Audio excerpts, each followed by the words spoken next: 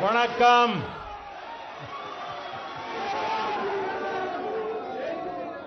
आप सभी को पोंगल के पर्व की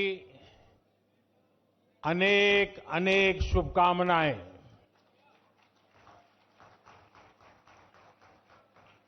इनिय पोंगल नल्ला अळतुक्कल।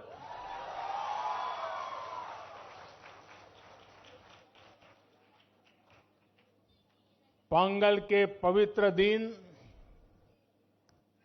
तमिलनाडु के हर घर से पोंगल धारा का प्रवाह होता है। मेरी कामना है उसी तरह आपके जीवन में भी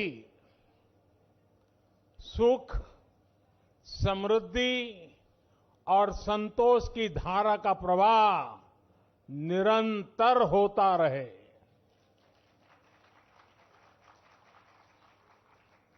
कल ही देश ने लोहड़ी का पर्व धूमधाम से मनाया है। कुछ लोग आज मकर संक्रमण उत्तरायण मना रहे हैं, कुछ लोग शायद कल मनाएंगे। माघ बिहू भी बस आने ही वाला है।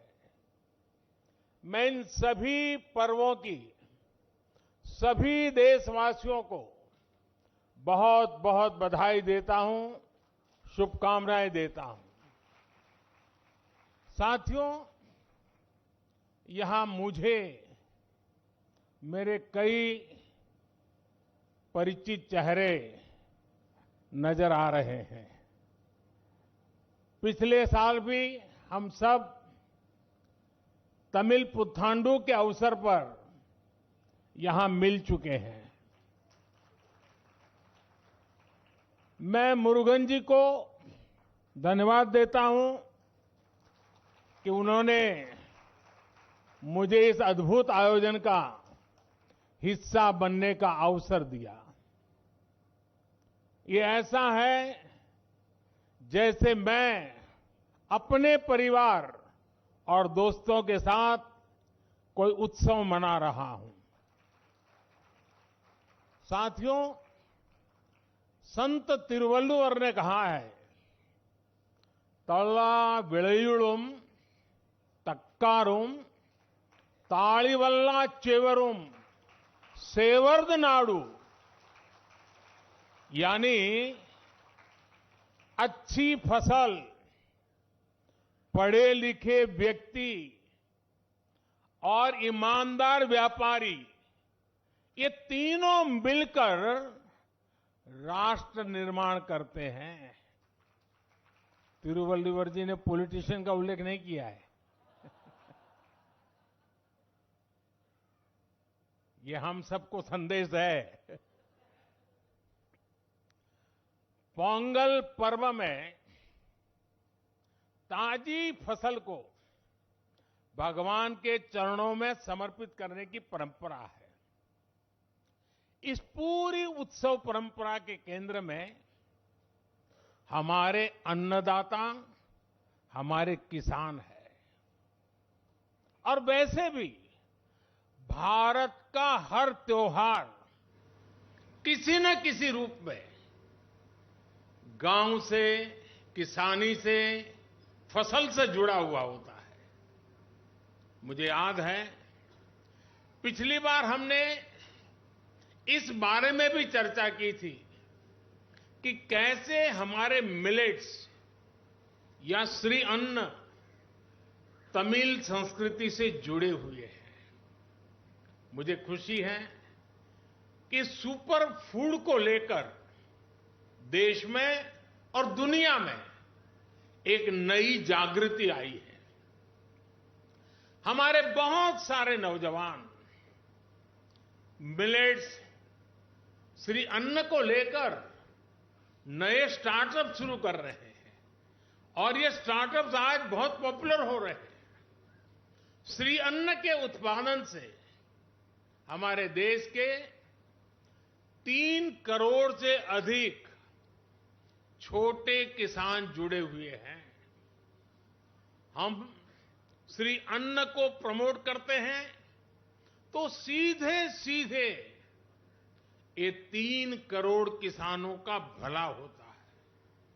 साथियों, पोंगल के अवसर पर तमिल महिलाएं अपने घर के बाहर कोलम बनाती है। सबसे पहले वो आटे का इस्तेमाल करके जमीन पर कई डॉट्स बनाती है और एक बार जब सारे डॉट्स बन जाते हैं तो हर एक का एक अलग महत्व होता है। ये तस्वीर ही मन लुभाने वाली होती है, लेकिन कोलम का असली रूप तब और वैभवशाली हो जाता है जब ये सभी डॉट्स मिला दिए जाते हैं और बड़ी कलाकृति बनाकर इसमें रंग भरा जाता है। हमारा देश और उसकी विविधता भी कोलम के जैसी है। जब देश का कोना कोना एक दूसरे से भावात्मक रूप से जुड़ता है तो हमारी शक्ति एक अलग रूप दिखाती है। पोंगल का पर्व भी एक ऐसा ही पर्व है जो एक भारत श्रेष्ठ भारत की राष्ट्र भावना को दर्शाता है। बीते समय में काशी तमिल संगमम और सौराष्ट्र तमिल संगमम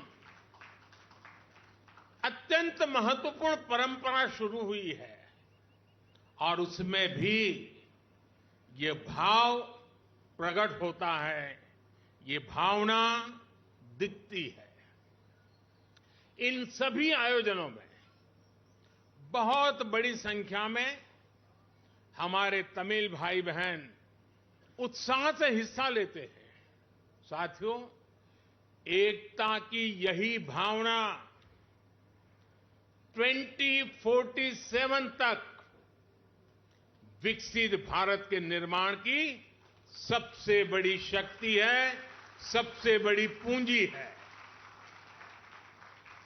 आपको याद होगा, लाल किले से मैंने जिस पंच प्राण का आह्वान किया है उसका प्रमुख तत्व देश की एकता को ऊर्जा देना है, देश की एकता को मजबूत करना है। पोंगल के इस पावन पर्व पर हमें देश की एकता को सशक्त करने का संकल्प दोहराना है। साथियों, आज यहां मुझे बताया गया बहुत से कलाकार और जाने-माने कलाकार, गणमान्य कलाकार अपनी प्रस्तुति के लिए तैयार है। आप सब भी इंतजार करते होंगे, मैं भी इंतजार करता हूं।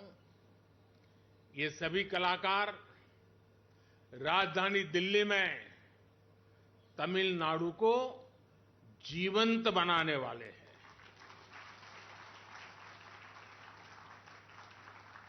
कुछ पल हमें तमिल जीने का मौका मिलेगा, ये भी एक सौभाग्य होता है। मेरे इन सभी कलाकारों भी अनेक अनेक शुभकामनाएं हैं। मैं फिर एक बार मुरुगन जी का धन्यवाद करता हूं। वणक्कम।